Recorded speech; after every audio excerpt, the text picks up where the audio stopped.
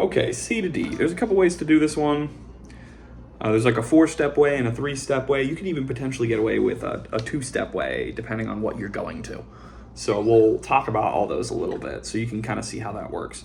First things first, the full way, like the 4-step way to do this, which is doable. 4 is doable. 3 and 2 are easy, right? 2 is always the goal if we can get to 2, because then it's easy, smooth, quick to pick up.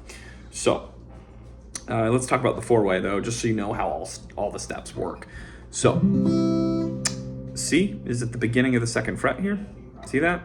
And as we relax, we've got to move down to D. So we got to move the hand down. So we're going to move all the way to the end of the 2nd fret. We're going to tilt. That's step 3. And we move the hand back. So there's the 4-step point. Let me show you how this works, all right? Let's do that again. Relax and release. So you notice this first finger jumped up a little bit. I'm going to do that one more time so you can kind of see it a little. Relax and release. Thanks. So you got the relax and release. We're going to move the hand over. See that? Now wound up at the end of the 2nd fret.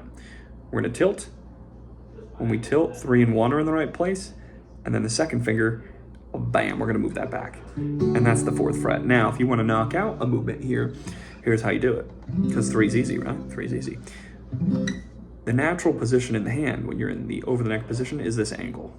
When you're doing C, it's pretty flat. It's not quite parallel, but it's not as steep as this, right? So when you relax and release, if you do more than just relax, because this is relax and this is release, the whole hand will drift down. And this guy still moves up, right? First finger still moves up. Now you'll notice these two are basically on the right string already. So when you shift over and move the hand back, you're in D. So relax and release, first finger comes up, right? Anytime a finger needs to go up from a high string to a low string, there's a release involved.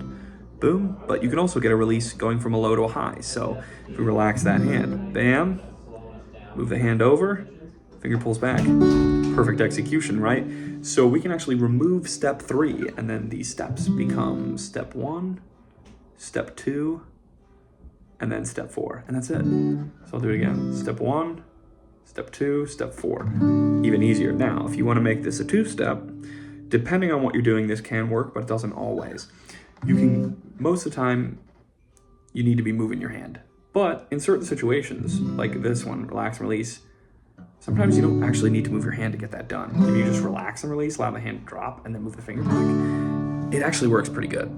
The only issue with this is depending on what chords you're moving to, you might have to do the movement anyways, and then it can add to other chord movements. So it might not be useful to actually do it that way depending on context. But if you're just doing C to D,